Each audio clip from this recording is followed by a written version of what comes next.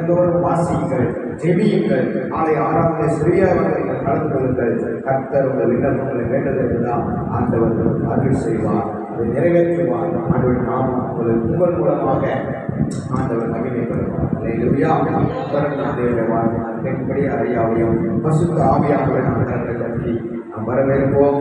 தேவன் பேசுவார்.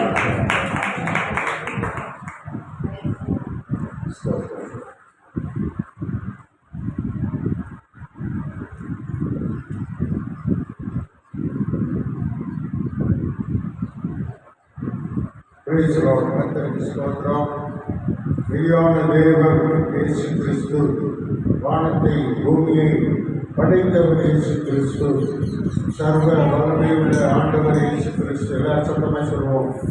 சேனைகளின் கர்த்தர், பரிசுத்தர் பரிசுத்தர் பரிசுத்தர். சேனைகளின் கர்த்தர், பரிசுத்தர் பரிசுத்தர் பரிசுத்தர். அல்லேலூயா. பரிசுத்தர் பரிசுத்தர் பரிசுத்தர். அல்லேலூயா. ஆண்டவராகிய இயேசு கிறிஸ்துவுக்கே எல்லா துதியும் கனமும் மகிமையும் உண்டாவதாக. கர்த்தர் நல்லவர், அவர் கிருபை என்றும் உள்ளது, அவர் மாறாதவர். தேவன் தாமே இந்த நாளில் அடியானை இந்த இடத்திலே கொண்டு வந்து மாதத்தின் முதலாவது ஞாயிற்றுக்கிழமை அன்று தேவனை சொல்லும்படியாக, ஆண்டவருடைய சத்தியத்தை அறிவிக்கும்படியாக தேவன் கிருபை செய்தபடியால் நான் கர்த்தரை ஸ்தோத்திரிக்கிறேன். மகிமை கர்த்தருக்கு. அல்லேலூயா. ஒரு வசனத்தை நாம் வாசிக்க கவனிப்போம். ஆண்டவர் நமக்கு இன்றைக்கு பேசும்படியாய் நமக்கு தந்த வசனம் ஏசாயா 11:2. ஏசாயா 11:2 தேவன் சொல்கிற வார்த்தையை நாம் கவனிக்க கேட்போம். ஞானத்தையும் உணர்வையும் அருளும் ஆவியையும் ஆலோசனையையும் பலனையும் அருளும் ஆவியையும் அறிவையும் கர்த்தருக்கு பயப்படுகிற பயத்தையும் அருளும் ஆவியுமாய் இருக்கிற கர்த்தருடைய ஆவியானவர் தங்கியிருப்பார். அல்லேலூயா. இப்போ இதுல நிறைய காரியங்களை தேவன் சொல்லுகிறார். ஞானத்தை அருளுகிற ஆவியானவர், கர்த்தருக்கு பயப்படுகிற பயத்தை அருளுகிற ஆவியானவர், ஆலோசனையை அருளுகிற ஆவியானவர். கர்த்தருக்கு ஸ்தோத்திரம். ஆண்டவருக்கு நமக்கு என்ன சொல்றாரு? ஆவியானவர் ஆலோசனையை அருளுவார். மனிதர்களுக்கு தேவையான ஆலோசனைகளை கர்த்தர் அருளுவார்.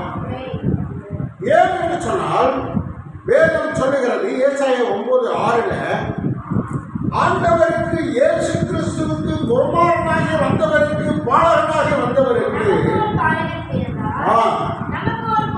கொடுக்கப்பட்டால் அவர் தோல் மேல் கர்த்தத்துவம் இருக்கிறது, அவர் நாமம் அதிசயமானவர், ஆலோசனை கர்த்தர், வல்லமை உள்ள தேவன், அவர் தான் நித்திய பிதா, சமாதான பிரபு என்று சொல்லப்படும். அல்லேலூயா. ஆண்டவர் சொல்லுகிறதை கவனியுங்கள். அவருடைய பெயர் ஆலோசனை கர்த்தர். அவர் தான் ஆலோசனை சொல்லுவார். அவருடைய ஆலோசனை அவ்வளவு முக்கியமானது. இப்போ இன்றைக்கு தேவன் நமக்கு என்ன போதிக்கிறார்? ஆலோசனையை அருள்வார். ஒரு மனிதன் நடக்கிறான், அவன் நடந்து போகிறான், அவனுக்கு சரியான வழி தெரியாவிட்டால் அவனுக்கு ஆபத்து நேரிடலாம். ஒரு மனுஷன் நடந்து போகும்போது அவனுக்கு சரியான பாதை தெரியாவிட்டால் ஆபத்து நேரிடக்கூடும். சரியான பாதையிலே போகும்போது ஆபத்து வராது. கர்த்தருக்கு ஸ்தோத்திரம். நம்முடைய தமிழ்நாட்டில் சில இடங்கள்ல சில ரோடுகள்ல நம்ம சாதாரணமாய் போய்விட முடியாது. யானைகள் குறுக்கே வந்து தாக்க நேரிடும், புலிகள் குறுக்கே குடும்பத்தை காக்க நேரிடும் என்று சில இடங்களிலே சில செய்திகளிலே நாம் பார்க்கிறோம். பிரியமானவர்களே, கர்த்தருக்கு ஸ்தோத்திரம். அப்படி என்று சொன்னால் சரியான வழியிலே நடக்கும்போது நமக்கு ஆபத்து இருக்காது. சில பாதைகள் போகும், அது பெரிய பள்ளத்தாக்கில் கடைசியில் கொண்டு போய்விடும், அது மேலே போக முடியாது. ஆனால் நாம் போக வேண்டிய இடத்துக்கு சரியாக போகும்போது சரியான பாதையிலே போக வேண்டும். அதற்கு சரியான ஆலோசனை நமக்கு தேவை. எதை செய்தாலும் முதலே நாம் அதை எப்படி செல்ல வேண்டும், எப்படி நாம் காரியங்களை நடத்திக்க வேண்டும், எந்த வழியில் செல்ல வேண்டும், உட்கார்ந்து யோசித்து ஆலோசனை செய்ய வேண்டும். அப்பொழுதுதான் அதிலே நமக்கு ஜெயம் வரும், வெற்றி வரும். சரியான நேரத்தில் சரியான இடத்துக்கு நாம் சென்று வர ஆண்டவர் நமக்கு கிருபை செய்ய முடியும். பிரியமானவர்களே, சரியான பாதை, சரியான வழி, சரியான நடத்திப்பு நமக்கு தேவை. சரியா நடத்துறதுன்னா அது தாறுமாறாக வேணும். இந்த சுருக்கமாக ஒரு எடுத்துக்காட்டு சொல்லுகிறேன். என்னுடைய 3வது தங்கையின் கணவர் நல்லவர் என்று சொல்லிவிட்டார். நல்லவர் என்று சொன்ன உடனே நாங்கள் என்ன பண்ணிட்டோம், அவருக்கு திருமணம் செய்வது. ஆனால் நல்லவராகத்தான் காண்பித்தால் நடித்தால் இருந்தார். எவ்வளவு நாள்? 3 மாசத்துக்கு பின்பு அவருக்குள்ள இருக்கிற அந்த கொள்ளாத அசுத்த தீய மனுஷன் உள்ளிருந்து வெளியே வந்தான். கொள்ளாத மனுஷன். அவன் என்ன செய்தான்? அவன் என்ன செய்தான்? குடிக்க ஆரம்பித்தான். கெட்ட நண்பர்களோடு சுத்த ஆரம்பித்தான். பாருங்க, அவனுடைய பழக்க வழக்கங்கள்லாம் வேறு ஒரு மாதிரி இருந்தது. அப்புறம் பாருங்க, அதுக்கு வேலைக்கு போல, இன்னைக்கு வரைக்கும் வேலைக்கு போகிறேன், அன்றைக்கு வேலைக்கு போல, இன்னைக்கு வரைக்கும் வேலைக்கு போகிறேன். ஏன்னா அவன் சோகம் உட்கார்ந்தே சாப்பிட்றான். 27 வயசு வரைக்கும் அவங்க அம்மா அவங்க வீட்டில் வச்சு உட்கார்ந்தே சாப்பாடு கொடுத்தாங்க. அவருக்கு சரியான நடத்திக்கு சொல்லிக் கொடுக்கவில்லை. இப்போ பாருங்க, அவருடைய மகன் அவருக்கும் இவருக்கு என்னெல்லாம் பழக்கம் இருக்கோ அத்தனையும் அவனுக்குள்ள வந்துச்சு. இப்போ இவருடைய தகப்பன் என்ன சொல்லுவார்? இன்னைக்கு சம்பளம் வாங்கிட்டு வந்தாச்சு, ஒரு 2 பாட்டில் வாங்கிட்டு வா. அப்புறம் பாட்டிலுக்கு அவனுக்கு சம்மந்தம் இல்லை. தகப்பனா சொல்லுவார், பாட்டில் வாங்கிட்டு வா. பாட்டில் வாங்க போனவர், சிகரெட் வாங்க போனவர், அவருக்கு பாட்டில் பாதி குடிக்க ஆரம்பிச்சிட்டாரு, சிகரெட்டில் பாதி ஊற ஆரம்பிச்சிட்டாரு. இப்படி அந்த கெட்ட பழக்கம் அப்படியே தொடருது. அவர் தகப்பனார் என்ன ஆலோசனை சொல்லுகிறாரோ, என்ன ஆலோசனை பிள்ளைக்கு கொடுக்கப்படுகிறது, எப்படி நடத்தப்படுகிறது, அப்படியே அந்த பிள்ளைகள் தவறான வழியிலே, தாறுமாறான வழியிலே செல்லுகிறதா இருக்கிறது. ஆலோசனை, ஆலோசனை, அசுத்த ஆலோசனை, இதிலே பிள்ளைகளை நடத்தக்கூடாது. அதனால சரியான, நேர்மையான, உண்மையான, சத்தியமான ஆலோசனைகளை நாம் நடத்தப்பட வேண்டும். ஆமென். சொல்லுங்க, சொல்லுங்க. இந்த ஆலோசனைகள் எங்கே கிடைக்கும் அப்படின்னு வேதத்திலே நாம் பார்க்க வேண்டும். ஆலோசனை, சரியான ஆலோசனை நமக்கு எங்கே கிடைக்கும்? டிவியில கிடைக்குமா? டிவியில் நல்ல ஆலோசனை சொல்லுவாங்களா? யோசித்து பார்க்க வேண்டும். சரி, முதியோர்கள் நல்ல ஆலோசனை சொல்லுவாங்களா? யோசித்து பார்க்க வேண்டும். எப்படி நமக்கு ஆலோசனை கிடைக்கும்? நம் நல் வாழ்வுக்கு, நம் நல்ல வழிகாட்டுதலுக்கு, நல்ல ஜீவியத்துக்கு, மகிழ்ச்சியான வாழ்க்கைக்கு நமக்கு ஆலோசனை எப்படி கிடைக்கும்? டிவி வழியா கிடைக்குமா? பெரியோர்கள் வழியா கிடைக்குமா? டீச்சர் வழியா கிடைக்குமா? எதன் வழியா கிடைக்கும்? வேதம் சொல்லுகிறதை கவனிப்போம். ஏன்னா 27:21 வாசியுங்கள். அங்கே தேவன் சொல்லுகிறதை நாம் கவனிக்கலாம். அங்கே தேவன் சொல்லுகிறதை நாம் கவனிக்கும் போது அது என்ன சொல்லப்பட்டிருக்கிறது? 27:21. என்ன ஆகும்? 27:21. சோதரம்.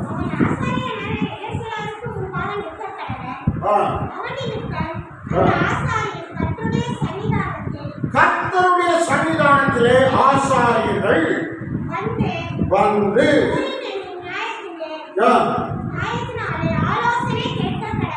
ஆலோசனையை கேட்க வேண்டும். கர்த்தருடைய சன்னிதானத்திலே வந்து ஆலோசனையை கேட்க வேண்டும். கர்த்தருடைய சன்னிதானம் எது? கர்த்தருடைய சன்னிதானம் என்று எதை சொல்லுகிறார்கள்? கர்த்தருடைய சன்னிதானம் எங்கே இருக்கிறது? கர்த்தருடைய சன்னிதானம் எப்படி இருக்கும்? நாம் யோசிக்க வேண்டும், சிந்திக்க வேண்டும். பரலோகத்தில் தேவனுடைய சன்னிதானம் இருக்கிறது. பூமியிலே அதற்கு இணையாக அவருடைய சர்வ சங்கமாகிய சபை அவருடைய சன்னிதானமாக இருக்கிறது. அல்லேலூயா. ஒரு அல்லேலூயா சொல்லுங்க. அல்லேலூயா சொல்லுங்க. தேவன் மனிதரோடு பேசும்படியாய் விரும்பினார். அதற்காகத்தான் ஏதேன் தோட்டத்தை சபையை போல உண்டாக்கி அதிலே ஒவ்வொரு நாளும் மனிதனோடு ஆதாமோடு ஏவாளோடு பேசும்படி தேவன் வந்து ஆதாமை ஏவாளை கூப்பிட்டார். ஏன் தேவன் தான் இன்னைக்கு சரி நம்மளை கூப்பிடுறார். ஆராதனைக்கு வாங்க, குடும்பமா வாங்க, பிள்ளைகளோடு வாங்க, ஆராதனைக்கு வாங்க, சீக்கிரமா வாங்க. முதல் ஆராதனைக்கு முடிந்தவர்கள் முதல் ஆராதனைக்கு வாங்க, இரண்டாவது ஆராதனை முடிந்தவர்கள் இரண்டாவது ஆராதனைக்கு வாங்க. பகல் முழுசு வர முடியலையா, சாயங்காலம் ஆராதனைக்கு எப்படியா வந்துருங்க, 6 மணி ஆராதனைக்கு வந்துருங்க. தேவன் நம்மை கூப்பிடுகிறவராக இருக்கிறார். நீங்க வீட்டுல ஆலோசனை கேட்காமல் இருக்கக்கூடாது, ஆலோசனை கேட்க வேண்டும். அது தேவன் கூப்பிடு. ஆதாமே கூப்பிட்டாரா இல்லையா? கூப்பிட்டாரு. சாமுவேலே கூப்பிட்டாரா இல்லையா? கூப்பிட்டார். ஆண்டவர் கூப்பிடுகிறவர், அழைக்கிறவர், நம்மை விட்டு விட்டு வருகிறவர் அல்ல. நம்மை கூப்பிட்டு அவர் நம்மளோடு பேசுகிற தேவனாக இருக்கிறார். அந்த பாவம் செய்யலாம், ஆண்டவரை மீறி நடந்தான் ஆதாம் ஏவாள் தோட்டத்தை விட்டு துரத்தி விடப்பட்டார்கள்.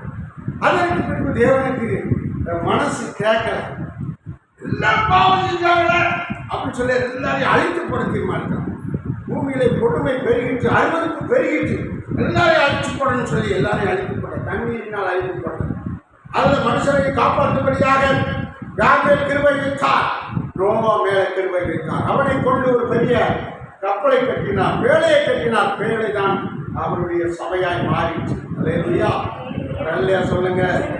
அந்த பேழை மூலமா காக்கப்பட்டவங்க தான் நம்ம.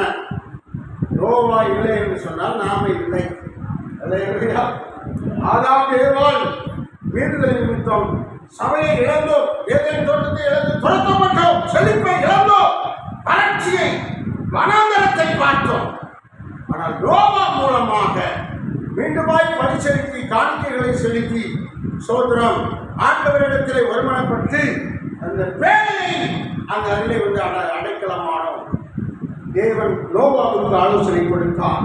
இவ்வளவு நீளம் வேலை செய், இவ்வளவு அகலம் செய், நீயும் உன்னுடைய மகன் 3 பேரும், உன்னுடைய மகன் 3 பேரும் அந்த வேலைக்குள்ளே வர வேண்டும். மொத்தம் 8 பேர் வந்தவங்க, வேற யாரும் வரக்கூடாது. மாமா, மச்சான், நாத்தனாரி, சொந்தக்காரி, சம்பந்தக்காரி யாரும் வரக்கூடாது. நோவாவின் நிமித்தம் நோவா மேல் கிருபை வைத்ததினால் நோவாவின் குடும்பம் மாற்றம். சம்பந்தக்காரர் வர முடியல, மாமா மச்சான் வர முடியல. ஏன்? அவங்கள ரசிக்கல, இல்லை, தேவனுடைய ஆலோசனையை கேட்கல. நோவா தேவனுடைய ஆலோசனையை கேட்டார். அதனால அவனுக்கு தனி ஒரு பாதுகாப்பு பேழை ஒன்று பண்ணினார். அதுதான் சபை. இந்த பேழை என்பது, இந்த சபை என்பது நமக்கு ஒரு பாதுகாப்புக்காக தேவன் உருவாக்கியது. எத்தனையோ சந்தோஷப்படுறீங்க. இது அவருடைய சன்னிதான். அதற்கு பின்பு தேவன் எல்லாரும் குறித்து கடைசியில் பேச ஆரம்பித்தார். யார் இடத்துல பேசினார்? மாலையிலே, சீனாய் மலையில இருந்து யார்கிட்ட பேசினார்? மோசேயின் இடத்தில் பேசினார். பர்வதத்தில் இருந்து மோசேயின் இடத்தில் பேசினார். அதற்கு பின்பு யார் இடத்தில் பேசினார்? மோசேயின் இடத்தில் ஒரு ஆசாரிப்பு கூடாது என்று சொன்னார். சன்னிதானத்திலே பேசும்படியாக ஒரு ஆசரிப்பு கூடாது என்று சொன்னார். ஆசரிப்பு கூடாது 3 பகுதியாக இருக்க வேண்டும். பிரகாரம், பரிசுத்த ஸ்தலம், மகா பரிசுத்த ஸ்தலம் என்று 3 பகுதியாக பிரித்தார். அல்லேலூயா. அதுதான் தேவனுடைய சபை ஆயிடுச்சு. அதுல கர்த்தருக்கு ஸ்தோத்திரம். பிரகாரத்தில் ஏதாவது வரலாம், பரிசுத்த ஸ்தலத்தில் ஊழியர்கள் மட்டும் போகலாம், மகா பரிசுத்த ஸ்தலத்தில் பிரதான ஆசாரியர்கள் மட்டும் போக முடியும். அது வருஷத்துல ஒரு முறை தான் போக முடியும். அதான் சனிகள் அங்க இருந்து ஆண்டவர் பேசுவார். இப்போ இயேசு கிறிஸ்து அதெல்லாம் மாற்றி அவர் ஆவிக்குரிய சபையை உண்டாக்கி இங்கே அவருடைய ஆலயத்தை கட்டி இங்கே பழிப்பீடம், இதுதான் பழிப்பீடம். கர்த்தருக்கு ஸ்தோத்திரம். இங்கே பிரசங்க பீடம் ஒன்று உருவாக்கி இந்த சன்னிதானத்தில் இருந்து அவர் பேசுகிறவராக இருக்கிறார். அல்லேலூயா. எடுத்து வாசிங்கள். 27, 21 அவர் சன்னிதானத்திலே அவருடைய ஆலோசனையை கேட்க வேண்டும். மீண்டும் ஒரு முறை வாசிப்போம். கர்த்தருக்கு ஸ்தோத்திரம். 27, 21 என்னாகமம்.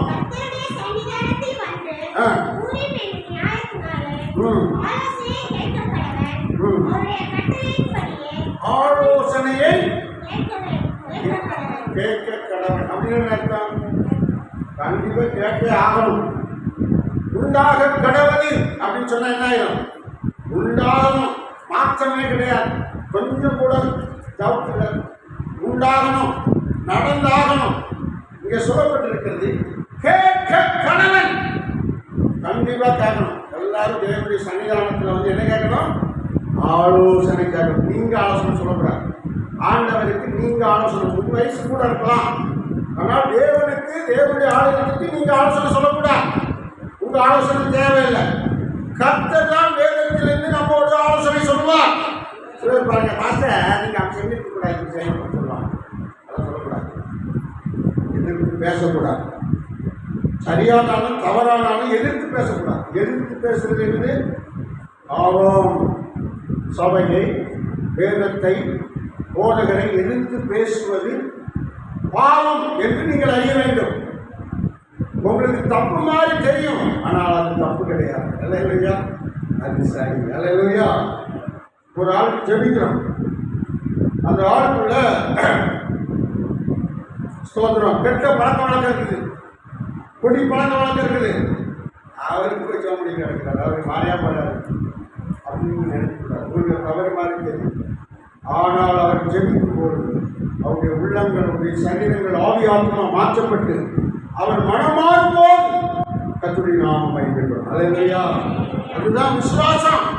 ஜெபம் பண்ண ஆண்டவர் மாற்றுவார். அதுதான் விசுவாசம், அதுதான் நம்பிக்கை, அதுதான் தேவனுக்குள்ளே சரியானதாக இருக்கிறது. விசுவாசத்தோடு நாம் ஜெபிக்கணும், கர்த்தர் அற்புதம் செய்வார். அல்லேலூயா. அல்லேலூயா சொல்லுங்க. ஆமென். அல்லேலூயா சொல்லுங்க. எல்லாரும் கரெக்டாக தட்டி கர்த்தர் மகிமைப்படுத்தும். ஒரு வீணான இடம், சரியான வசதி இல்லாத இடம், இதை போய் வாங்கிங்கள சர்ச்சை கட்ட போறீங்களா அப்படின்னு சிலர் தப்பா சொல்றாங்க. ஆனால் தேவன் உள்ள மக்களை சுற்றி இருக்கிற 5000 பேரையும் நேசிக்கிறார். ஆனால் நமக்கு வெளியிருந்தா இருக்கு, இங்கே போய் வாங்கியிருக்காரு, ரோட்டில் போகிறோமா மெயினில் வாங்கினா நல்லா இருக்காங்க அப்படின்னு நம்ம ஆலோசனை. ஆனால் தேவனுடைய ஆலோசனை வேறு. அவர் ஏதோ ஒரு ரீதியில அவர் சித்தத்தை நிறைவேற்ற, அவர் ஆளுகையை மேன்மைப்படுத்த அவர் காரியம் நடத்துவார். ஆமென். அல்லேலூயா சொல்லுங்க. அல்லேலூயா சொல்லுங்க. ஆமென். அவருடைய சன்னிதானத்திலே வந்து, அவருடைய சன்னிதானம் இங்கே வந்து நாம் அவருடைய ஆலோசனை கேட்க வேண்டும். எல்லாரும் ஆலோசனை கேட்கணும். நான் மட்டும் கேட்கிற போதும் என் பிள்ளைகளுக்கு வேண்டாம், அதுக்கு பாவம் அவங்க வீட்டிலே கிடக்கணும் அப்படின்னு நம்ம நினைக்கக்கூடாது. வேதத்திலே சொல்லுகிறார், பார்வோனிடத்திலே சோத்திரம் மோசே சோத்திரம், அவனோடு கூட வேற யார் வராங்க? பார்வோன் மோசே கூட வேற யாரு இல்லையா? மோசே கூட நடந்தது யார்? ஆரோனும் மோசேயும் பார்வோனிடத்திலே பேசும்போது என் ஜனங்களை மாத்திரமல்ல, அவருடைய பிள்ளைகளும் அவருடைய உறவுகளும் அவருடைய ஆடுபாடுகளும் எல்லாரும் கர்த்தரை நாம் ஆராதிக்கணும் வனாந்தரத்தில் போய் அப்படின்னு சொல்றாரு. ஆனால் உறவுன்றது 10 முறை தடை செய்யணும். ஆராதனைக்கு போக விடாதபடி தடை செய்யணும். 10 முறை தடை செய்யணும். ஒரு குடும்பத்தில் முழுமையா எல்லாரும் வருவதற்கு 10 முறை தடைகள் வரும். ஆனால் அவைகளெல்லாம் ஜெயிக்கணும். ஆமென். இயேசுவின் பலத்தினால, இயேசுவின் விசுவாசத்தினால, இயேசுவின் வார்த்தையினால நாம விசுவாசம், மாம்சத்தை, மூலத்தனத்தை, பழக்க வழக்கத்தெல்லாம் ஜெயிக்கணும். கர்த்தருக்கு ஸ்தோத்திரம். குடும்பமாய் தேவனை அவருடைய சன்னிதானத்திலே வந்து ஆராதிக்கணும். சங்கீதம் 16:7 வாசிங்க. சங்கீதம் 16:7 தேவன் என்ன சொல்லுகிறார்? ஆலோசனை, ஆலோசனையை கர்த்தர் அருளுவார். எனக்கு ஆலோசனை தந்த கர்த்தரை துதிப்பேன். அந்த தாவீது சங்கீதக்காரன் சொல்வதை கவனியுங்கள். எனக்கு கர்த்தர் தான் ஆலோசனை தந்தார். அப்படி ஆலோசனை தந்த கர்த்தரை நான் என்ன செய்வேன்? ஸ்தோத்திரம் பண்ணுவேன், துதிப்பேன், அவரை மகிமைப்படுத்துவேன். துதிப்பேன் என்ன அர்த்தம்? துதினா ஸ்தோத்திரம். அல்லேலூயா. இயேசுவை துதிங்க அப்படின்னா என்ன செய்யணும்? எல்லாம் மடமடமடன்னு கர்த்தாவே உமக்கு ஸ்தோத்திரம், உமக்கு நன்றி, கர்த்தாவே உமக்கு ஸ்தோத்திரம், அல்லேலூயா உமக்கு ஸ்தோத்திரம் சொல்லணும், துதிக்கணும். அவரை மகிமைப்படுத்தி வார்த்தைகளை அவருடைய சமூகத்திலே சொல்லி அவரை உயர்த்த வேண்டும். அவரை பரிசுத்தர் என்று சொல்ல வேண்டும், அவரை நல்லவர் என்று சொல்ல வேண்டும், அவரை பெரியவர் என்று சொல்ல வேண்டும், அவரை அற்புதர் என்று சொல்ல வேண்டும், அவரை ஆலோசனை கர்த்தர் என்று சொல்லி அவருக்கு ஸ்தோத்திரம் செலுத்தி அவரை நாம் துதிக்க வேண்டும் சொல்றான். எனக்கு ஆலோசனை தந்தீரையா, அதனாலதான் இத்தனை சத்துருக்களை நான் ஜெயித்திருக்கிறேன். அவருக்கு எத்தனை சத்துரு தெரியுமா? கவனிச்சு அவனுடைய வாழ்க்கை வரலாறு பாருங்க. எவ்வளவு சத்துரு உள்ளுக்குள்ள சரீரம் சத்துருவா மாறிச்சு, மகன் சத்துருவாய் மாறினான், மனைவி சத்துருவாய் மாறினான். ஆண்டவரை ஆடி பாடும்போது மனைவி தூசித்தான். ஒரு ராஜா வெக்கம் இல்லாமல் ஆடுறார் ரோட்டில். தேவனை துதிப்பதற்கு கேவலமாய் பேசினான். ஆனால் அவன் சரியா தேவனுடைய ஆலோசனை நடக்கிறான் பாருங்க. அவன் விரோதமாக குடிச்சிட்டான். மனைவியை கூட சாபத்தினால நிரப்பிட்டான்.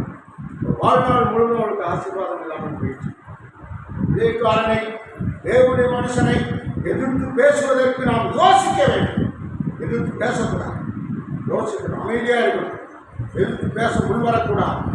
யாராயும் எதிர்த்து பேசினா மன்னிப்பு கேட்கணும். ஆண்டவருக்கு எதிர்த்து பேசக்கூடாது. கர்த்தருக்கு ஸ்தோத்திரம். என்னுடைய தங்கைமார்கள் என்னுடைய குடும்பத்தில் உள்ள யாரும் என்னை எதிர்த்து பேசுனா நான் தான் பயப்படுவேன். ஏன் பயப்படுறேன்? கர்த்தர் என்ன தங்கை செய்வார். வேற அட்டி போட்டாருன்னா திருப்பி நான் தான் வாங்க எதிர்த்து உபவாசம் போட்டு மாதிரி அவங்க காப்பாற்றணும். அதனால அவங்க எதிர்த்து பேசுனாலே எனக்கு பயம் வந்துடும். என் தங்கச்சி என்ன எதிர்த்து பேசுவாங்க. மூத்த தங்கச்சி ரொம்ப பயங்கரமாக பேசுவாங்க. அப்படியா இப்படியான்னு பேசிடுவான். ஃபோனில் சில நேரம் ரொம்ப பேசிடுவான். கடவுள் அவன் பேசி நல்லா திட்டிட்டு ஃபோனை வச்சுருவான். நம்ம ஃபோன் பண்ணால் ஃபோன் போவார். ஒரு 3 மாதத்துக்கு திருப்பி அடிச்சாமல் அடி விழுந்து நொறுக்கி அதுக்கப்புறம் திருப்பி ஃபோன் பண்ணுவான். நாங்கள் மன்னிச்சிடுறேன் அப்படின்னு. ஏன்னா தெரியும் ஆண்டவர் அடிச்சுட்டாரு. எனக்கு தான் பயமாக இருக்கும். இப்போது தேவனுடைய மனிதர்களை எதிர்த்து எல்லா ஊழியக்காரங்க என்னை எதிர்த்து பேசிட்டாங்க, கேவலமாக பேசிட்டாங்க, குறைச்சி பேசிட்டாங்கன்னா பாதிப்பு எனக்கு இல்லை. அவர்கள் எனக்கு உள்ளே இருக்கிற ஆவியானவரை தேவனை தூஷிக்கிறார்கள், குறைத்து பேசுகிறார்கள் என்று அங்கே அர்த்தம் என்று வேதம் சொல்கிறது. நீங்க அதுக்காக கவலைப்பட வேண்டாம். எப்பவுமே இருக்கிற மாதிரி நடிச்சா அப்படின்னு சொல்றாரு. எங்களை பார்த்து எடுத்து வாசுங்க. மத்தியில் 5ஆம் அதிகாரத்தில் ஸ்தோத்திரம் 11 படி 2 13 அதில் பாருங்க. கிறிஸ்துவின் நீங்கள் எண்ணி நிமித்தம் உங்களை நிந்தித்து கேவலப்படுத்தி துன்பப்படுத்தி அசிங்கப்படுத்தி கொடுமைப்படுத்தி எவ்வளவு தீமை உண்டோ அத்தனை பலவிதமான தீமையினாலும் வார்த்தைகளாலும் உங்களை பேசி உங்க பேரை அசிங்கப்படுத்தி உங்க பேரை நாரடிச்சு உங்க பேரை அவமானப்படுத்தி பொய்களை சொல்லி உங்கள் மேல் குற்றங்களை சுமத்துவார்களானால் நீங்கள் தான் ஆசீர்வதிக்கப்பட்டார்கள். அவர்கள் அல்ல, உங்களை பேசினவர்கள் அல்ல, பேசப்பட்ட நீங்கள் தான் ஆசீர்வதிக்கப்பட்டவர்கள். கவலைப்படாதீர்கள். யாராவது பேசிட்டாங்க, சண்டை போடுறாங்க, அவமானப்படுத்துறாங்க, கேவலமாக பேசுறாங்க, வாழ்க்கை குறித்து, என் குடும்பத்தை குறித்து, என் மனைவியை குறித்து, என் பிள்ளையை குறித்து, என் சந்ததியை குறித்து கேவலமா பேசுறாங்கன்னா நீங்க கவலைப்படாதீங்க, சந்தோஷமாயிருங்க. சந்தோஷப்பட்டு கர்த்தருக்குள்ள சந்தோஷமாயிருங்க. உங்களுடைய பலன் எங்க மிகுதியா இருக்கும்? தேவனுடைய சபையிலே சாட்சியா இருக்கும். பரலோகத்துல பலன் மிகுதியா இருக்கும். அடுத்து வாசிங்க. முன்னால இருந்த தீர்க்கதரிசிகளே அப்படிதான் கவலைப்படுத்தினாங்க. மோசே அப்படிதான் அவமானப்படுத்தினாங்க. மோசே, நாங்கள் எதிர்த்திலே நல்ல ரொம்படிக்காய் சாப்பிட்டோம், அது சாப்பிட்டோம், இது சாப்பிட்டோம், எல்லாம் சாப்பிட்டோம், இந்த நாட்களை கொண்டு வந்து எங்களுக்கு இறைச்சி தரல, நாங்கள் இறைச்சி சாப்பிடல அப்படின்னு இறைச்சி வேணும்னு சண்டை போட்டாங்க. இஸ்ரவேலர்கள் மோசையோடு இறைச்சி வேணும்னு சண்டை போட்டாங்க. கர்த்தர் ஒரு கீழ்காற்றில் அனுப்பி காடைகளே வராங்க. கீழ்காற்றில் அனுப்பி காடைகளை கொண்டு வந்து அவர்கள் இடத்துல முழம் உயரமாக நிறைய இருந்துச்சு காடைகளை. அவர்கள் நம்ம கோழின்னு சொல்லுவோம், கோழிகள் நமக்கு இஷ்டம், அவர்களுக்கு காடைகள் அவர்களுக்கு இஷ்டம். காடைகள் இறைச்சிகளை அவர்கள் நிம்மதியை சாப்பிட்டார்கள் என்று வேதத்திலே பார்க்கிறோம். பிரியமானவர்களே, தான் கர்த்தருக்கு ஸ்தோத்திரம். அவருடைய ஆலோசனையை கேட்கணும், அவருடைய ஆலோசனைக்கு கீழ்ப்படியணும். நாம் என்ன பார்த்தோம்? ஆலோசனை தந்த கர்த்தரை அவரை நம்ம துதிக்கணும். ஞாயிற்றுக்கிழமை வந்துச்சோம்னா எதுக்கு வரணும்? துதிக்க வரணும். ஆலோசனை தந்தை கர்த்தாவே, கடந்த வாரத்தில் ஆலோசனை தந்தீரே ஞாயிற்றுக்கிழமை, கடந்த வாரத்தில் ஒரு வாக்குத்தத்தம் தந்தீரே, கடந்த வாரத்தில் ஞாயிற்றுக்கிழமை ஒரு நல்ல வசனம் தந்தீரே. அந்த ஆலோசனைக்காக இவங்க ஸ்தோத்திரம் துதிப்பேன், துதிக்கணும், ஸ்தோத்தரிக்கணும், நன்றி செலுத்தணும். அதன்படி இந்த வாரத்தில் என்னை ஆசீர்வதித்தீர், பாதுகாத்தீர், ஆகாரம் தந்தீர், ஆடை பெருமணிகள் தந்தீர், என்னோடு கூட இருந்தீர், உனக்கு ஸ்தோத்திரம் என்று சொல்லி அவரை துதிக்கணும். அல்லேலூயா. ஒரு சொல்லுங்க, ஒரு சொல்லுங்க. ஸ்தோத்திரம் செலுத்த வேண்டும், துதி செலுத்த வேண்டும், அவரை மகிமைப்படுத்த வேண்டும், அவருக்கு நன்றி சொல்ல வேண்டும். யாராவது நமக்கு உதவி செய்யணும், நன்றி சொல்லணும். அல்லேலூயா. இப்போ நம்ம தேவாபுரத்துலேருந்து அந்த பஸ் ஸ்டாண்ட் வரைக்கும் யாராவது பைக்கில் நீங்கள் நடந்து போகிறீங்க, சகோதரர் நடந்து போகிறீங்க, ஒரு சகோதரர் பைக் அந்த வழியாக போகிறாரு. அப்போ நிலைமையா நீங்கள் பஸ் ஸ்டாண்டில் விட்டுருங்கன்னு சொல்கிறீங்க. உடனே அவர் இறக்கிட்டு போகிறாரு. இறக்கி போட்டோட அவர் என்ன சொல்லுவோம்? ரொம்ப தேங்க்ஸ், நன்றி அப்படின்னு சொல்கிறோம்ல. மனுஷனுக்கே சொல்கிறோம். அது தேவன் நம்மை வாரம் முழுவதும் 7 நாளும் நடத்தினார், மாதம் முழுவதும் 31 நாளும் நடத்தினார், நமக்கு 3 வேளையும் ஆகாரம் தந்தார், நாம் சுகமாய் இருக்கும்படிக்கு நல்ல சுகத்தை தந்தார், பாதுகாப்பாக இருக்கும்படி எந்த ஆபத்து நம்ம மேல வராமல் பாதுகாத்து நடத்தினார், நமக்கு நல்ல நிம்மதியை தந்தார். அவருக்கு நன்றி ஸ்தோத்திரம் சொல்வதற்காக ஞாயிற்றுக்கிழமை தேவ சமூகத்தில் 3 மணி நேரத்தை நாம் ஆண்டவருக்கு ஒப்புக் கொடுக்க வேண்டும். அல்லேலூயா. அதுதான் நம்ம என்ன சொல்லணும், ஆலோசனை தந்த கர்த்தரை 3 மணி நேரம் ஸ்தோத்திரம் பண்ணிக்கிட்டே இருக்க, அதே பெரிய விஷயம். அந்த வேலைகளிலே உங்களுக்கு மகிழ்ச்சி, ஆலோசனைகள் சகலமும் உங்களுக்கு கிடைக்கும். ஆமென். அடுத்து வாசிங்க.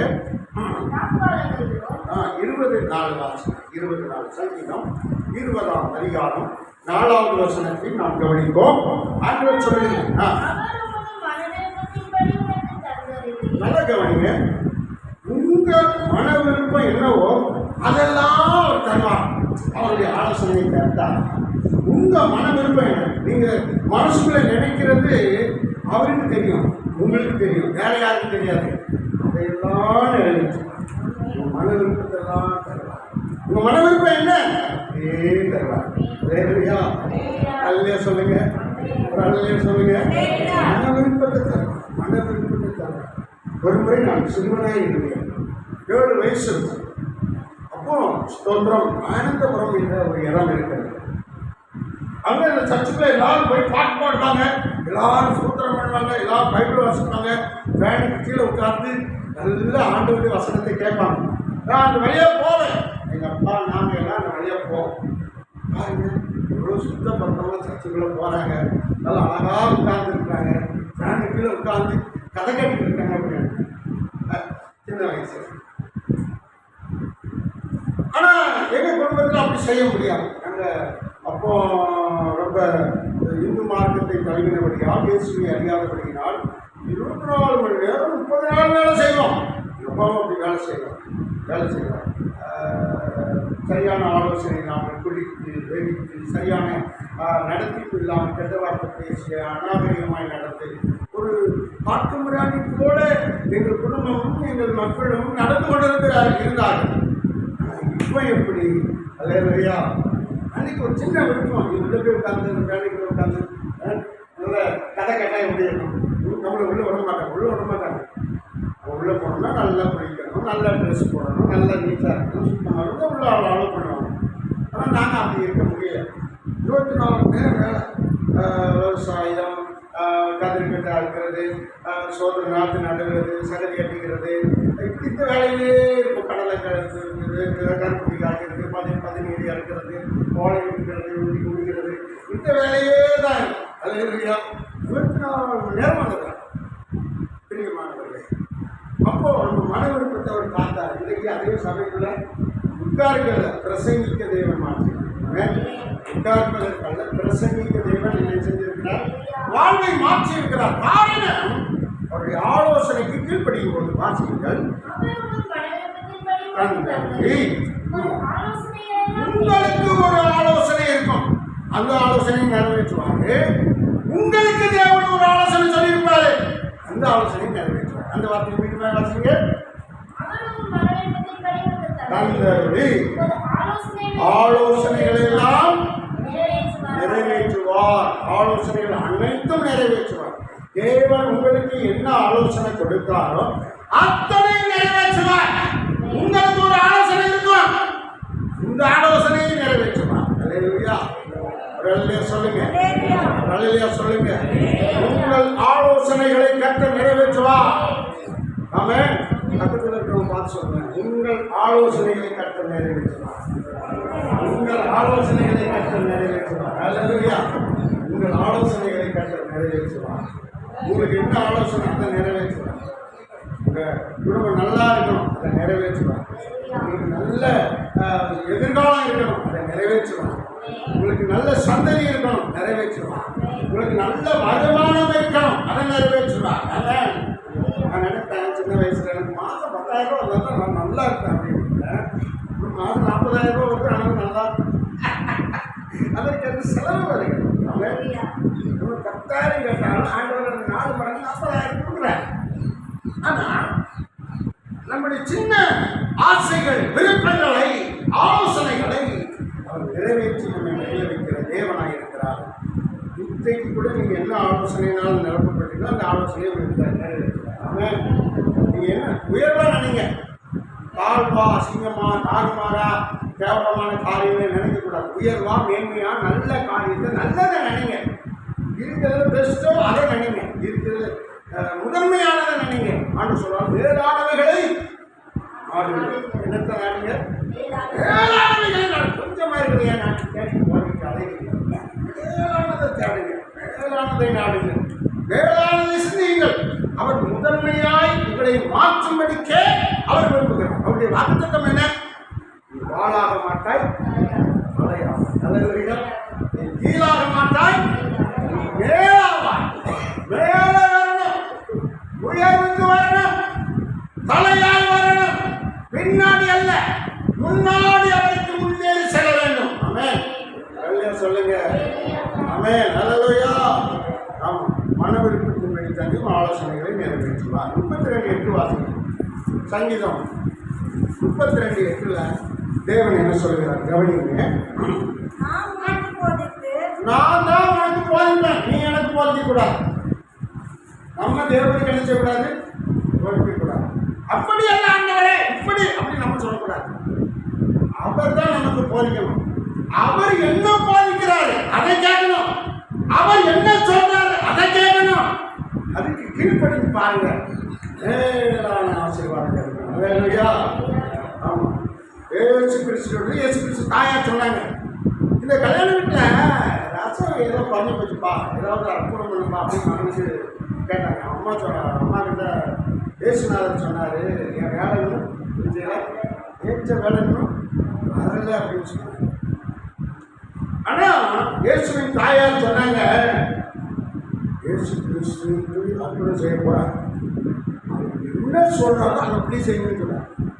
நீங்க ஆண்டவருக்கு ஆலோசனை சொல்லிட்டு இருக்காங்க, இயேசு கிறிஸ்து என்ன சொல்றாரோ அதை அப்படியே செய்யுங்க அப்படின்னு சொல்றாங்க. அப்படியே இருக்கு. யோவான் 2ஆம் அதிகாரத்தில் வாசிங்க, வாசிங்க. யோவான் 2ல் இந்த கல்யாண வீடு, காணாமல் கல்யாண வீடு, காணாமல் கல்யாண வீடு வாசிங்க. சோதரம் அவர் என்ன சொல்லுகிறாரோ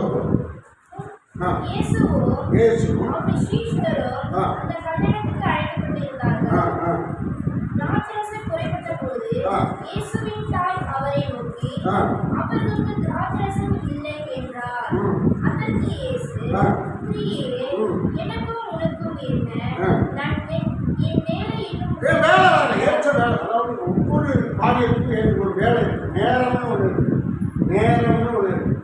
அது சரியான நேரம் நம்முடைய வாழ்க்கையில் அமையணும். இந்த சரியான நேரம் வருவதற்கு நமக்கு அற்புதம் நடக்கும். அல்லேலூயா. அல்லேலூயா சொல்லுங்க. அந்த நேரம் வாய்க்க வேண்டும். அந்த நேரத்துக்காக நம்ம காத்திருக்கணும். சரியான நேரம் வரும்போது அது நம்மை தேவன் ஏற்ற வேலை வேதம் வரல, அற்புதம் செய்கிற நேரம் வரல. இவர்களெல்லாம் அற்புதம் செய்யும்படியா தேவன் இருக்கிறார். ஆனால் அவருடைய வேலை வர வேண்டும். என்ன வேலை? அது எப்படி தெரியும்? அதை எப்படி அறியணும்? எப்படி முடியும்? அப்படின்னு யோசிக்கணும். பாருங்க, இயேசு கிறிஸ்து 30 ஆண்டுகள் குடும்பத்தோடு இருந்தார். 30 ஆண்டுகள் அற்புதம் செய்தார்கள் என்றார். 30 வருஷம் அவர் அற்புதமே செய்தார். 1ஆம் வயசுல இருந்து 30 வயசு வரைக்கும் அவன் நினைச்சல எங்க இருந்தார்? 1 வயசுல 30 வயசு வரைக்கும் எங்க இருந்தார்? வீட்டில் இருந்தார். யார் கூட இருந்தார்? அவங்களுடைய பெற்றோரோட கூட இருந்தார், சகோதரோட கூட இருந்தார். அவங்க சொன்னதை கேட்டுக்கிட்டு இருந்தார். 30 வருஷம் முடிஞ்ச பிறகு, அந்த வேலை வந்தபோது 30 வருஷம் முடிஞ்ச பிறகு அவர் ஞானஸ்நானம் பெற்றார். ஞானஸ்நானம் பெற்றார். ஞானஸ்நானம் என்பது ஒரு ஆலோசனை. ஞானஸ்நானம் ஆலோசனை. ஞானஸ்நானம் பெற்றவர்களால் தேவனுடைய ஆலோசனையை கேட்டிருக்கிறீர்கள், தேவனுடைய ஆலோசனைக்கு கீழ்ப்படிந்திருக்கிறீர்கள், தேவனுடைய ஆலோசனையை ஏற்றுக்கொள்வீர்கள் என்று அர்த்தம். ஞானஸ்நானம் பெற்றவர்களால். ஞானஸ்நானம் பெறாதவர்களை குறித்து நான் ஒன்று சொல்ல விரும்பவில்லை. ஆனால் ஞானஸ்நானம் பெற்றவர்கள் தேவனுடைய ஆலோசனையை பெற்றவர்கள், தேவனுடைய ஆலோசனைக்கு கீழ்ப்படிந்தவர்கள், தேவனுடைய ஆலோசனைக்கு செவி சாய்க்கிறவர்கள், தேவனுடைய வார்த்தையை கவனிக்கிறவர்கள். பிரியமானவர்களே, லூக்கா 7:30 அதில் தெளிவாக சொல்லியிருக்கு. லூக்கா 7ஆம் அதிகாரம் 30வது வசனத்திலே தேவன் தெளிவாக சொல்லியிருக்கு. ஞானஸ்நானம் என்ன? ஞானஸ்நானம் என்றால் உடன்படிக்கை, தேவனோடு ஐக்கியப்படுவது. ஏதேன் தோட்டத்தில் உடைஞ்சு போன உடன்படிக்கை சேர்ந்து கொள்வது உடன்படிக்கை. ஞானஸ்நானம் என்றால் என்ன? மனம் திரும்புதல். மனம் திரும்புதல் என்ன? பொருளாதார பாவங்களை பார்த்துக்கிட்டு இப்போ இயேசுவை பார்க்குறோம், திரும்பியாச்சு. அதுதான் மனம் திரும்புதல். ஞானஸ்நானம் என்றால் என்ன?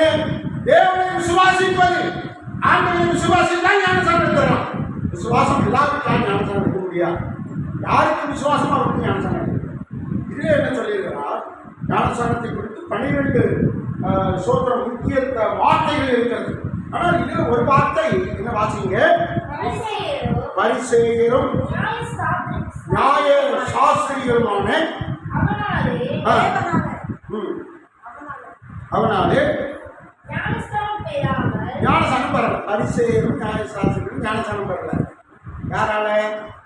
ஞானஸ்நானம் கொடுக்க நியமிக்கப்பட்ட யோவான் ஸ்நானகரால ஞானஸ்நானம் பெறல. தங்களுக்கு கேடு உண்டாகும்படிக்கு ஞானஸ்நானமாகிய தேவனுடைய ஆலோசனையை தள்ளிட்டாங்க. ஞானஸ்நானமாகிய தேவனுடைய ஆலோசனையை தள்ளிட்டாங்க. ஞானஸ்நானம் அதெல்லாம் வேண்டாம்ப்பா, சர்ச்சைக்கு வாரேன், ஜெபம் பண்ணுறேன், சர்ச்சைக்கு வாரேன், வேதம் படிக்கிறேன், ஞானஸ்நானம் மட்டும் வேண்டாம். தேவ ஆலோசனை எனக்கு வேண்டாம், தேவ ஆலோசனை எனக்கு அதை நான் தள்ளிடுறேன் அப்படிங்கிற மாதிரி அடையாளம். ஆனால் இயேசு ஞானஸ்நானமாகிய தேவ ஆலோசனையை தள்ளல. அவர் ஏற்றுக்கொண்டார், கீழ்ப்படிந்தார். என்ன செய்தார்? ஞானஸ்நானமாகிய தேவ ஆலோசனையை கீழ்ப்படிந்து அதை 30 வயசு முடிந்தவுடனே ஞானஸ்நானம் எடுத்தார். எத்தனை பேர் பைபிள் படிச்சுட்டு கரெக்டானா? பேசுறது கரெக்டா? ஆமென். 30 வயசு முடிஞ்சு ஞானஸ்நானம் பெற்றார். ஞானஸ்நானம் பெற்ற உடனே 20 வயசுல ஞானஸ்நானம் எடுத்தாரா? இல்லை, 30 வயசுக்கு ஞானஸ்நானம் எடுத்தார். ஞானஸ்நானம் அப்போ நம்ம 30 வயசு அப்படி கிடையாது. அவருக்கு வேலை 30 வயசு, நமக்கு வேலை என்ன? நன்மை தீமை அறிய தெரிந்தவுடன் 12 வயசை தாண்டிட்டு பெரிய மனுஷன் ஆகிட்டான். ஆமாம், பெரிய மனுஷன் ஆகிட்டான். பொம்பளை பிள்ளை பெரிய வயசு ஆகிட்டான். 12 வயசு தாண்டிட்டு நன்மை தீமை தெரியுது. நன்மை இது, தீமை தெரிகிறது. தெரிந்த உடனே நமக்கு நன்மையை தெரிந்து கொண்டு ஞானஸ்நானம் எடுத்துக்கொள்ள வேண்டும். தேவனுடைய ஆலோசனையை ஏற்றுக்கொள்ள வேண்டும், கீழ்ப்படிய வேண்டும். பாருங்க, ஆலோசனையாகிய தேவா ஞானஸ்நானத்தை தள்ளிவிட்டார்கள் பரிசேயரும் சதுசேயரும் நியாயசாஸ்திரி. அவங்க சாஸ்திரிகள் ஞானஸ்நானத்தில் இருக்கிற அவங்களுக்கு கூட அந்த ஆலோசனை ஞானஸ்நானத்தை குறித்த வெளிப்பாடு அவர்களுக்கு இல்லை. கீழ்ப்படிதல் இல்லை, கீழ்ப்படிய மனம் இல்லை, கீழ்ப்படிய இருதயம் இல்லை. ஞானஸ்நானத்திற்கு அவர்கள் ஆண்டவருடைய ஆலோசனையை கேட்கவில்லை. கர்த்தருக்கு ஸ்தோத்திரம். ஞானஸ்நானம் என்பது தேவ ஆலோசனை. யாரெல்லாம் ஞானஸ்நானம் எடுத்து சபையில் பேர் எழுதி சர்வ சமூகமாகி சபையில் மெம்பரா சேர்ந்தீங்களோ, நீங்க எல்லாரும் தேவனுடைய ஆலோசனையினால் நிரப்பப்பட்டவங்க, அவருடைய ஆலோசனையை ஏற்றுக்கொண்டவங்க, அவருக்கு கீழ்ப்படுகிறவர்கள். அவர் உங்களை ஆசீர்வதிப்பார். அல்லேலூயா. கரங்களை தட்டி கர்த்தரை மகிமைப்படுத்துவோம். ஞானஸ்நானம் பெற்றவர்கள் பரிசுத்தாவின் வரத்தை கண்டிப்பாக பெறுவார்கள். பரிசுத்தாவின் அபிஷேகத்தை கண்டிப்பாக பெறுவார்கள். ஞானஸ்நானம் பெற்றவர்களுக்கு பரிசுத்தாவின் வரமாகிய பரிசுத்தாவின் அபிஷேகம் கொடுக்கப்படும். ஆமென். சொல்லுங்க. ஆமென். அல்லேலூயா. முறைப்படி நாம போகணும். ஏற்றுக்கொள்ளணும், மனம் திரும்பணும், ஞானஸ்நானம் எடுக்கணும், அபிஷேகம் பெறணும், சபையில் அங்கமாகணும், கர்த்தருக்காக ஆராதனை செய்யணும், வேதம் படிக்கணும், ஆண்டவருக்கு கொடுக்கணும், ஆண்டவருடைய ஆசீர்வாதத்தை பெற்றுக்கொள்ளணும். நல்ல குடும்பமாய் சபையிலே அங்கமாய் அவருடைய சன்னிதானத்தில் அவருடைய ஆலோசனையை கேட்க வேண்டும். ஆமென். கருத்து சொல்லுங்க. கரங்களை கட்டி கர்த்தரை மகிமைப்படுத்துவோம். கடற்கரை ஒரு 3 ஆலோசனை சொல்லி கடந்து போகிறேன். கர்த்தருக்கு சொல்லி 24:6 வாசிங்க. 24:6 நீதிமொழிகள் 24:6 என்ன சொல்கிறார்?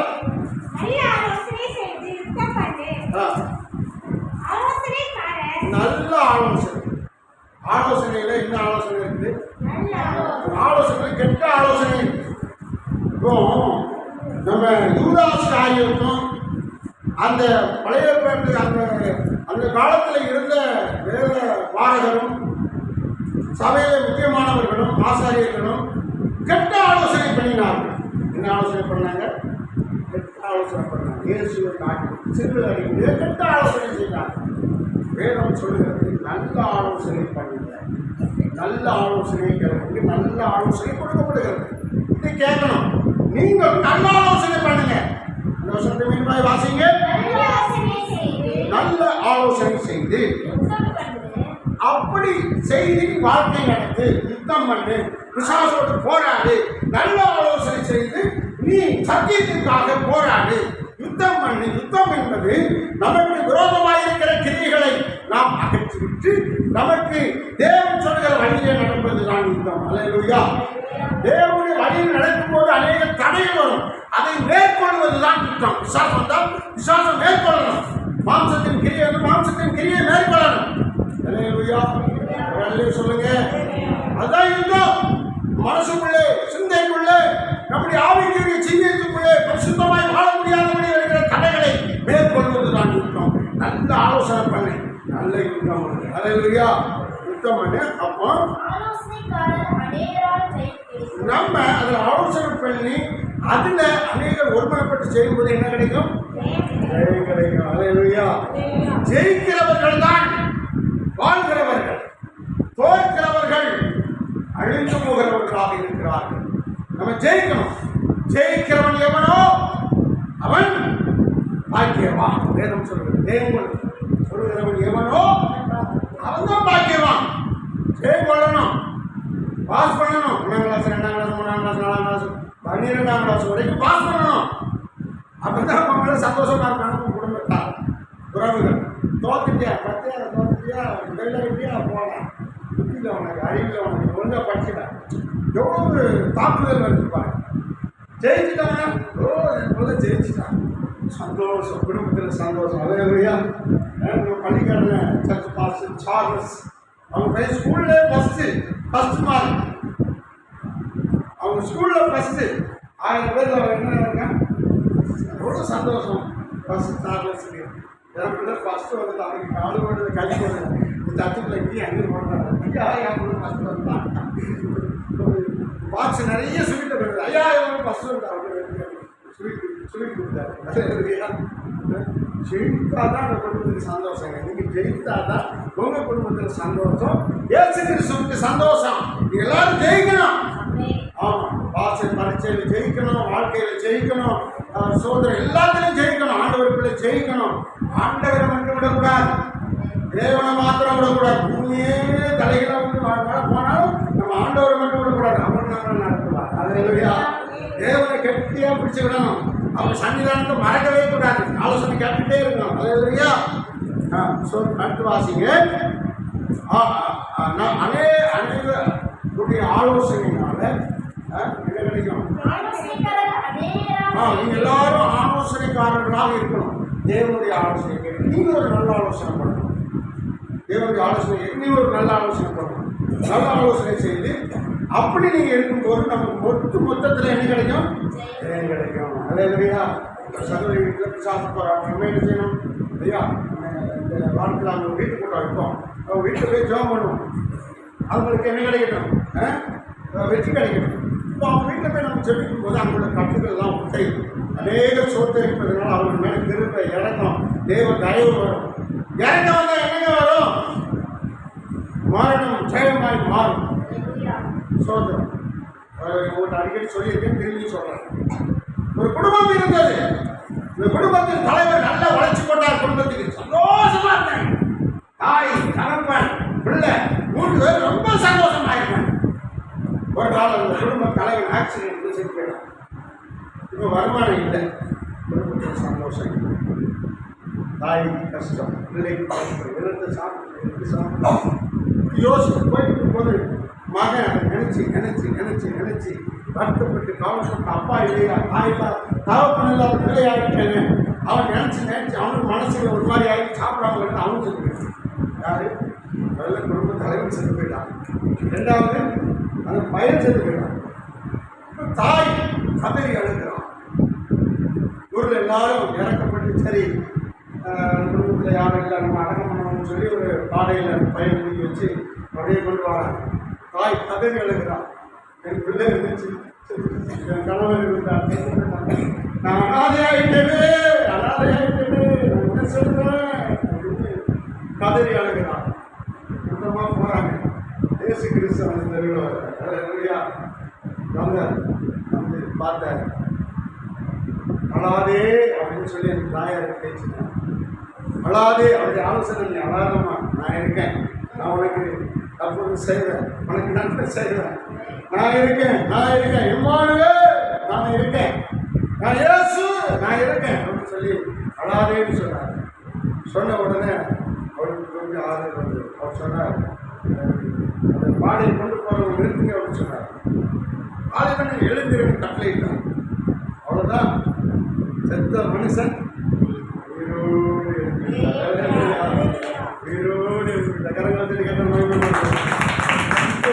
மகிழ்ச்சி பாருங்க. அவருடைய இறக்கம் மனமுருகினான். அந்த வசனத்தை இருந்து வாசிப்பாருங்க. மனமுருகினான், இறக்கப்பட்டான், ஆடையை தொட்டான். அழகா பாட்டான். ஆடையை தொட்டாரே பாடிவன் எழுதானே, பாடுவாங்க.